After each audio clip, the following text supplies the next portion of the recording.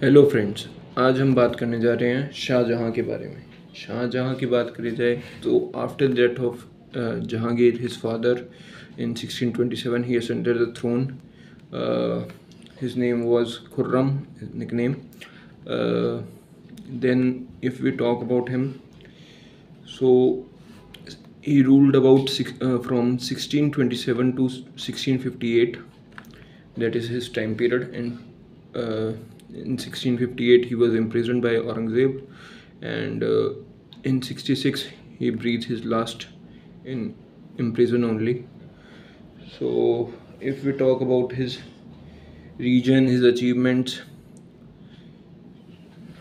so first of all he was called as Mughal architect. Means वो मुग़ल जिसने मुग़ल की art की, आर्किटेक्चर की जो है वो बिल्कुल चेंज करके रख दी पूरा और ऐसे डिज़ाइंस वगैरह बनाए जो उस टाइम वे अहेड थे टाइम्स से। उससे पहले भी जैसे कि बाबर ने जम्मू कश्मीर साइड वाले में रीजन में मतलब गार्डन्स वगैरह बनाए थे, जैसे शालीमार का या फिर ये पिंजौर गार्डन वगैरह। लेकिन जो फेमस मॉन्यूमेंट्स आर्किटेक्चर वगैरह बनाई वो शाहजहाँ ने बनाए। ऐसा कहा जाता है जो फेमस आगरा का ताजमहल और रेड फोर्ट की वापस से कंस्ट्रक्शन करानी हो तो वो तो इसलिए, और शाहजहानाबाद जो फेमस फिर चूड़ियों वगैरह के लिए, बैंगल्स वगैरह के लिए वाला ट्रेड सेंटर बना था बहुत अच्छा। तो काफ़ी मतलब वो पूरी एक सिटी बनाई थी न्यू। ऐसे नहीं, ये बात नहीं है कि भाई और उन्होंने नहीं किया, अकबर ने भी किया था। अकबर ने अपने टाइम में हुमायूं टॉम बनाई थी और फतेहपुर सीकरी बिल्कुल एक न्यू सिटी बनाई थी उन्होंने भी। और पर इसकी जो है अचीवमेंट वो यही है कि इसने जो है ऐसे बनाया कि वो फिर 7 वंडर्स ऑफ द वर्ल्ड में हमारा भी एक वंडर बन गया इंडिया का।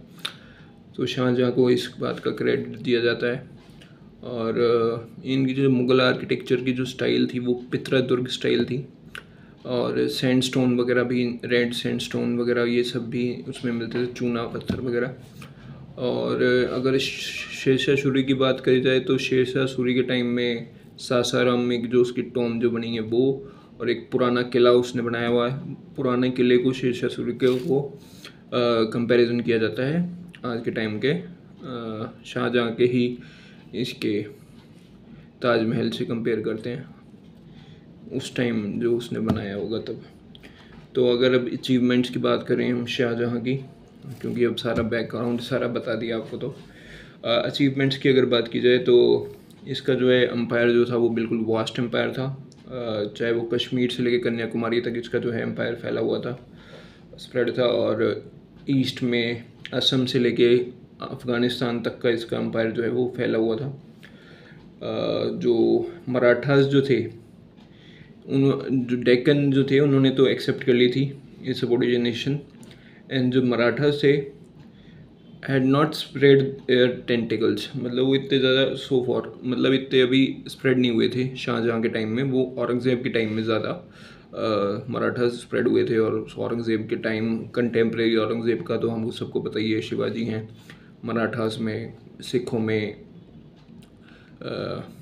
गुरु गोविंद सिंह जी हैं, और उधर राजपूत भी आते हैं, उनसे मेवाड़ मारवाड़ के दोनों अलायंस करते हैं जब वो प्रिंस अकबर के लिए निकलते हैं ढूंढने के लिए, तो मेवाड़ के और मारवाड़ के भी अलायंस कर लेते हैं उनके against.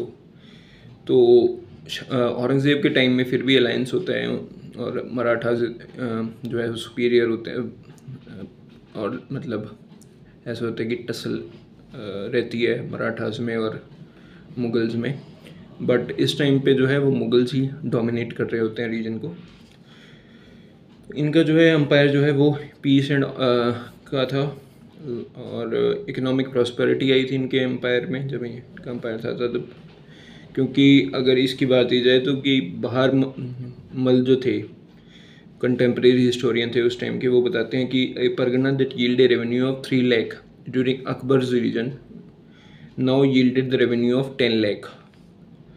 The annual revenue amounted to 45 crores. More and more lands were brought under cultivation, or internal and external trade were also increased. The trade is going to Central Asia, West Asia, Europe. So the trade is also spreading to different countries. Kandahar, equal justice for all, मैं ये believe करता था. Development of different arts जो है, मैंने जैसे आपको बताया कि आर्ट एंड आर्किटेक्चर का जो है वो ये काफ़ी बिलीवर था, और पेंटिंग्स का काफ़ी शौक़ था, म्यूज़िक का काफ़ी शौक़ था. इनके लिए हिस्टोरियंस कहते हैं कि the liberal patronage of the king to each artist accounts for the extraordinary development of arts. और ग्रोथ ऑफ लिटरेचर हुआ था इनके टाइम में, काफ़ी जो है लिटरेचर लिखी गई थी, जैसे कि राइटर्स लाइक अब्दुल हमीद लोहारी, अब्दुल काज़विनी, इनायत खान, मोहम्मद सालेह, अब्दुल हमीद, जिन्होंने पजशाहनामा लिखी है, आमिर किज़वानी. तो ऐसे करके काफ़ी जो हैं वो राइटर्स हुए. और इनके जो मुंशी थे बनवली दास, इन्होंने ट्रांसलेट की थी पोरबोध चंद्र इन पर्शियन. तो era of Shahjahan witnessed some simultaneous growth of science also, medicines, astronomy, Hindi literature. The famous Hindi poets were Sundar Das, Chintamani, Kavindracharya. Sundar Das had been conferred the title of Kaviraya. His famous poetics were Sundar Shingar and Bara Masa, Chand Vichar, काव्य विवेक, काव्य प्रकाश. ये जो है वो चिंतामणि की creations थी, एक और राइटर. फिर अगर बात की जाए अकबर के टाइम में कौन कौन से थे राइटर्स वगैरह, अगर उनकी बात करी जाए तो नादिरुल असर, नादिरुल और बसवान और नादिरुल ज़मान, वो अकबर के टाइम में थे. हुमायूं के टाइम में भी थे, जैसे कि मीर सैयद अली, अब्दुल समद. तो वो हुमायूं के टाइम में राइटर्स थे, जिन्होंने काफ़ी उन्होंने भी राइटिंग्स लिखी हैं और फेमस रहे हैं वो भी. फिर इनके रिवोल्ट्स वगैरह भी हुए हैं काफ़ी, जैसे कि एक तो वही हुआ जब जहांगीर के टाइम में इन्होंने किया, लेकिन हालांकि वो फेलियर रहा रिवोल्ट. महबत खान वगैरह उन्होंने मिल कर के रिवोल्ट को ख़त्म कर दिया था, उस रिवोल्ट को तो. लेकिन इन्होंने जो है फिर क्रशिंग ऑफ पोर्तुगीज़ भी किया इन्होंने, क्योंकि पोर्तुगीज़ ने हुगली साइड में जो है अपना रीजन जो है वो डेवलप कर रहे थे. So Shah Jahan wanted to take action against them. तो उन्होंने क्या किया, एक मुग़ल फोर्स सेंड करी कासिम खान के अंडर 1632 में. 10,000 के अराउंड पोर्तुगीज़ को जो है वो एग्जीक्यूट किया, और वीमेन चिल्ड्रन को इम्प्रिजन किया 4,400 के अप्रॉक्स. तो इन्होंने जो है अपना इंक्रीज़ जो है पोर्तुगीज़ का जो बढ़ रहा था, इन्फ्लुएंस जो बढ़ रहा था बंगाल की साइड वगैरह और साउथ साइड वगैरह में, वो डिक्रीज़ किया. सम माइनर विक्ट्रीज़ जो हैं उनकी वो हैं बिहार में ज्ञान जो ट्राइब है उसके अगेंस्ट, चंपत राय ऑफ बिहार के अगेंस्ट, बुंदेला चीफ के अगेंस्ट, श्रीनगर के रूलर के अगेंस्ट. फिर इन्होंने जो है डेक्कन में भी स्प्रेड किया.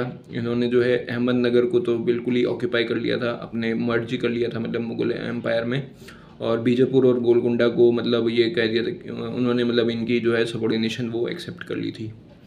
शाहजहाँ के अगर फेलियर्स की बात करें हम, तो इनके पास वास्ट एम्पायर था, लेकिन एडमिनिस्ट्रेशन में ये थोड़े जो है कमज़ोर थे.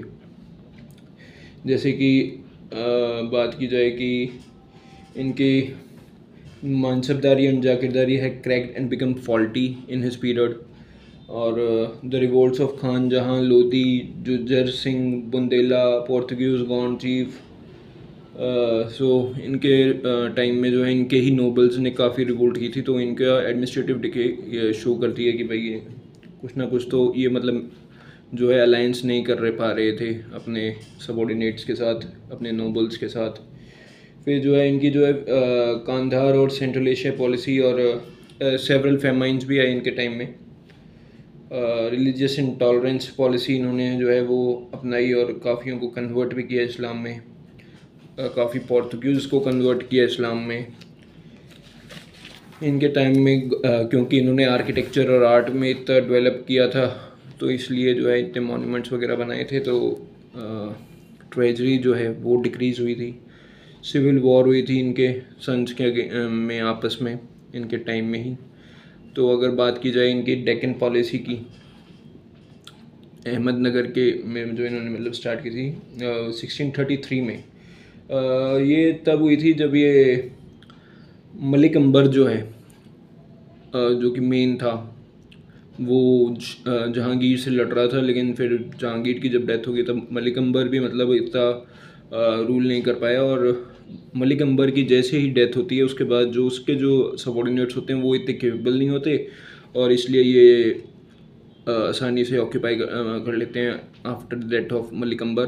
1633 में जो है ये एक्सपीडिशन करते हैं अहमदनगर की और ऑक्यूपाई कर लेते हैं अहमदनगर को और मर्ज कर लेते हैं अहमदनगर को। फिर गोलकुंडा की बात की गोलकुंडा की बात की जाए तो 1636 में ये जो है वो अपने एक्सपीडिशन भेजते हैं गोलकुंडा में। मोहम्मद आदिल शाह होता है जो वहाँ का रूलर, अब जो कि होता है बीजापुर का रूलर, और अब्दुल कुतुब शाह होता है, वो होता है गोलकुंडा का रूलर। तो जो गोलकुंडा का रूलर होता है उसने तो एक्सेप्ट कर ली होती है इनकी सबॉर्डिनेशन, लेकिन जो बीजापुर का रूलर होता है उसने एक्सपेक्ट नहीं की होती इनकी सबॉर्डिनेशन। तो उसके साथ जो है फिर वो ट्रीटी होती है 1636 में, और फिर वो भी जो है एक्सेप्ट कर लेता है। लेकिन वो क्या करता है, इनके मर्ज नहीं होते ये बीजापुर और अहमदनगर, ये गोलकुंडा। अहमदनगर तो मर्ज हो जाता है ना, ये सबॉर्डिनेट रहते हैं। फिर ये औरंगज़ेब को भेजता है गवर्नर ऑफ डेक्कन बना करके, लेकिन औरंगज़ेब जो है वो अच्छा काम करता है उधर और काफ़ी हद तक कंट्रोल भी कर लेता है बीजापुर को और इसको अपने गोलकुंडा को, और अहमदनगर तो इनके कंट्रोल में होता ही है। लेकिन फिर उसे पता लगता है कि भाई जो दारा शिकोह है 1644 में वो जो है राजा के पास है और कहीं वो जो है किंग ना बन जाए, क्योंकि साहब तो ये क्या करता है कि अपनी बहन का बहाना बना करके जहां नारा का कि वो उसको फीवर है इसलिए मैं आ गया, बीमार है वो इसलिए मैं आ गया। तो ये भी जो है साउथ से नॉर्थ में आ जाता है और फिर जो है बीजापुर और गोलकुंडा को जो ऑक्यूपाई करने का जो होता है वो रह जाता है और वो सबॉर्डिनेट बन के रह जाते हैं, वो पूरी तरह ऑक्यूपाई नहीं कर पाते ये लोग। फिर गोलकुंडा कैंपेन की अगर बात करें तो 1656 में फिर मीर जुमला जो है वहाँ का रूलर मिनिस्टर बनता है गोलकुंडा का 1656 में। औरंगज़ेब फिर जाते हैं उधर, औरंगज़ेब को भेजते हैं डेक्कन में उस टाइम दोबारा से, लेकिन जो है वो ट्रीटी कर पाता है और जो है पूरी तरह अब ऑक्यूपाई नहीं कर पाता। और सुल्तान एक्सेप्टेड द मुगल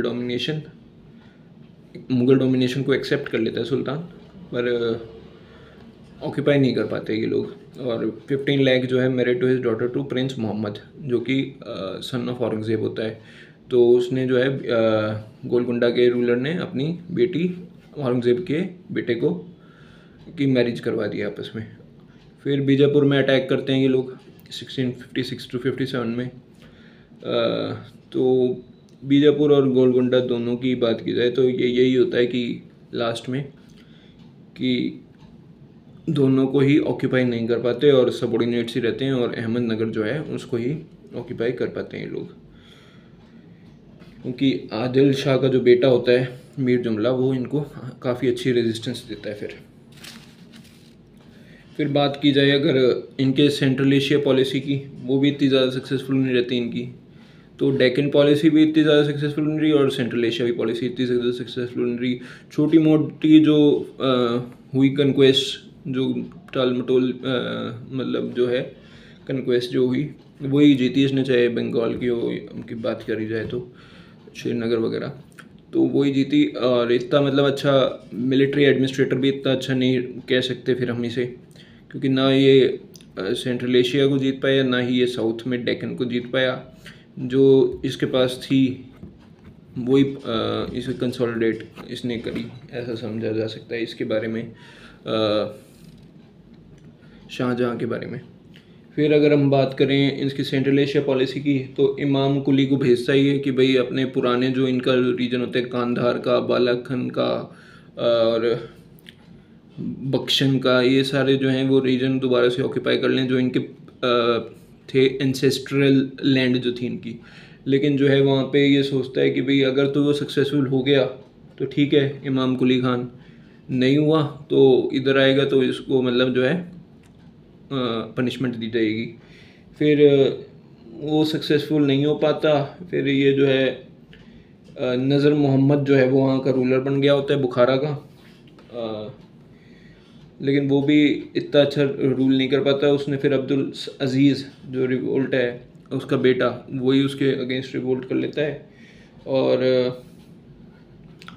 फिर ये औरंगज़ेब के अंडर अपनी जो है भेजता है और कि भाई इनको हरा के आओ, क्योंकि जो सदुल्ला खान है पहले तो उसको भेजता है सदुल्ला खान को, उससे भी नहीं होता। उससे पहले इमाम कुली खान को भेजता है, उससे भी नहीं होता। और सदुल्ला खान मतलब ये कराते हैं इतना कि जो है वो तो कहता है कि भी थोड़ा सा मतलब ट्रीटी करवा देता है और फिर आ जाता है इंडिया में। वहाँ पे मतलब पूरा कंसोलिडेट नहीं कर पाता सदुल्ला खान, और तो उज़्बेक्स जो हैं वो वापस से ऑक्यूपाई कर लेते हैं रीजन को।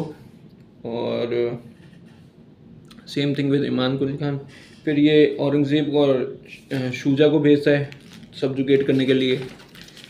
फिर जो वो भी हैं वो भी इतना कंसोलिडेट नहीं कर पाते, क्योंकि वो गुरिल्ला वॉरफेयर मेथड ऑफ तुगलकमा टेक्निक अपनाते हैं।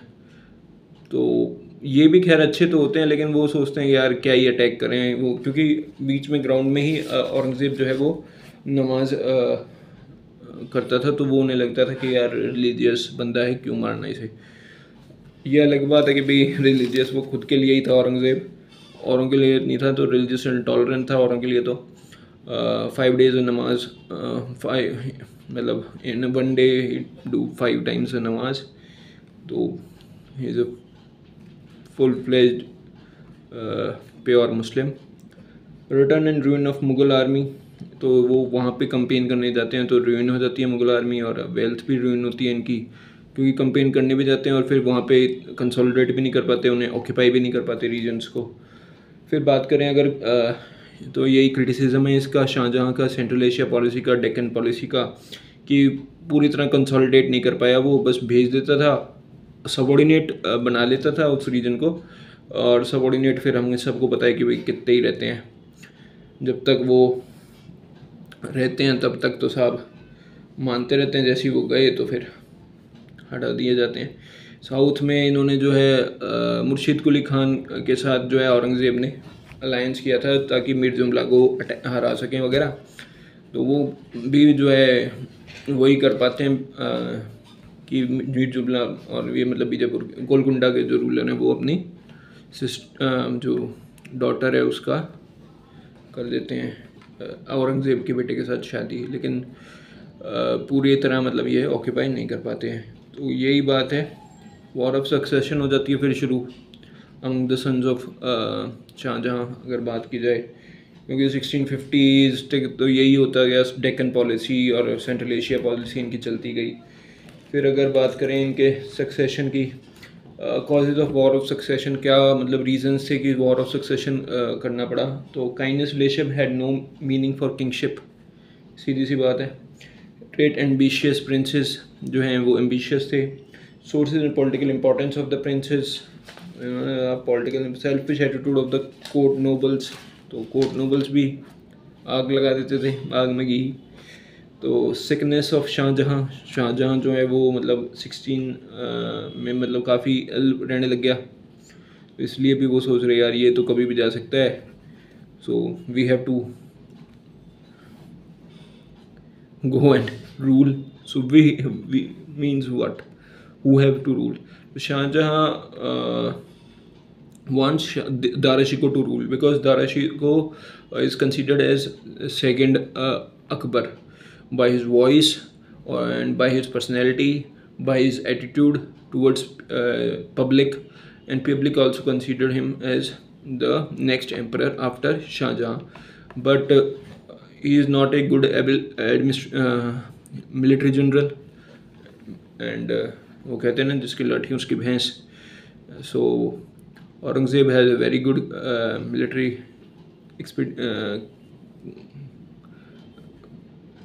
what you call as military life. He lead very well, successful. He was in wars and a very great and able military general, brave. So Shah Jahan appointed Dara Shikoh as his successor. So after that he became ill, Shah Jahan. Aurangzeb being a man of dubious nature and ambitious. ठीक है, दोगला बंदा था. वॉशिनियर ग्रोवर कहता है दोगला बंद. तो ये दोगला बंदा था और एम्बिशियस था बहुत. फिर अगर इनकी जो है बात की जाए कि वॉर की, मेन इवेंट्स ऑफ वॉर की, तो बैटल ऑफ बहादुरगढ़ होती है सबसे पहले 1658 में. उसमें जो है प्रिंस शुजा जो है, जो बंगाल साइड में रूल कर रहा होता है, उस रीजन में दारा शिकोह अपनी आर्मी भेज देता है अपने सन्स के अंडर, सुलेमान वगैरह के अंडर, राजा जय सिंह के अंडर, और उसे मतलब बंगाल से भगा देता है.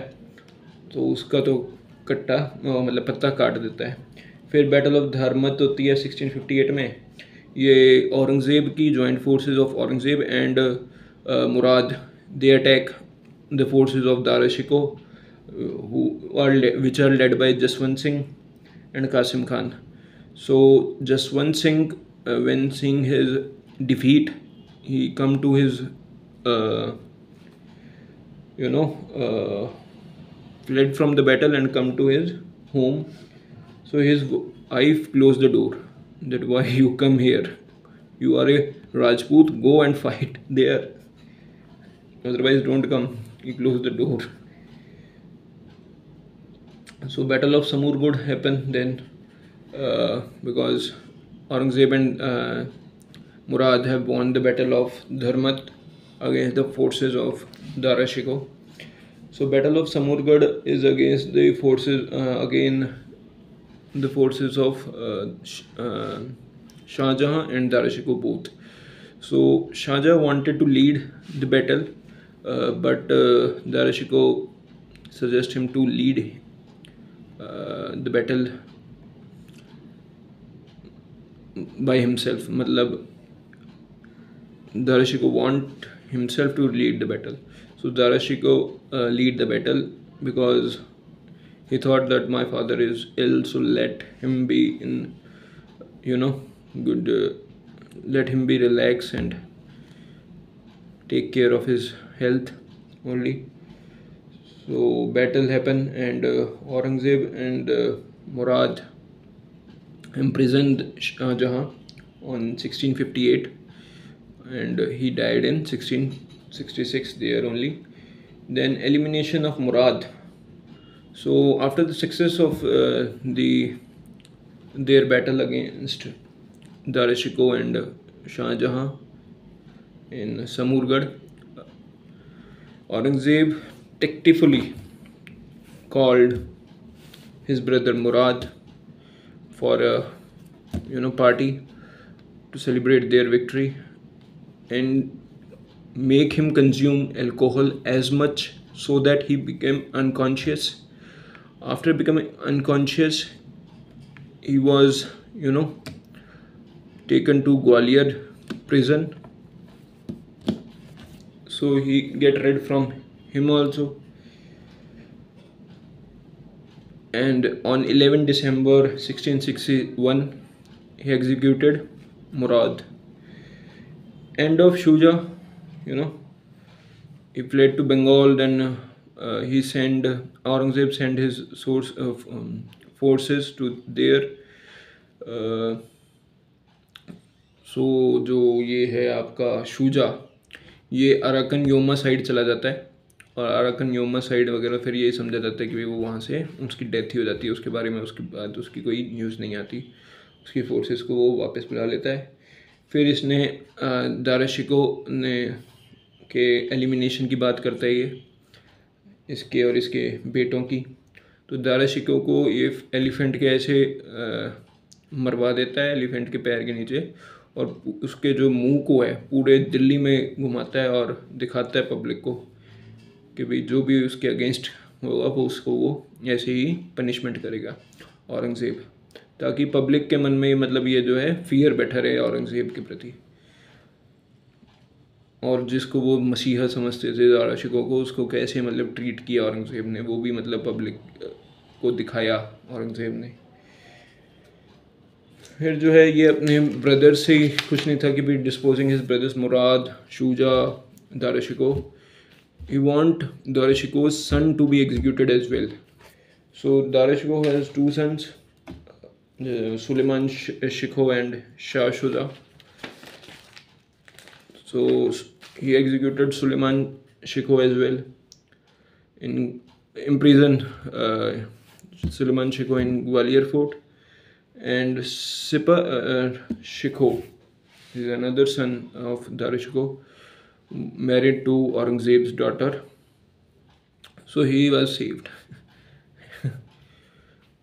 फिर causes of success of Aurangzeb की अगर बात की जाए तो diplomatic and military capability of Aurangzeb, he is a very far sighted and brave military general, heavy artillery of Aurangzeb, character traits of Aurangzeb's brother, inefficient mistake committed by Dara, indiscipline and disunity in Dara's army, passiveness of Shah Jahan. Shah Jahan couldn't make it because of his health. Sympathy of fanatic Muslims with Aurangzeb, जो है कट्टर मुस्लिम जो थे वो औरंगज़ेब के side थे। Consulted army of Aurangzeb, और दारा शिको को कोई राजपूत से भी कोई जो है वो हेल्प नहीं मिली। So these are the reasons why Aurangzeb succeed and his brothers don't succeed.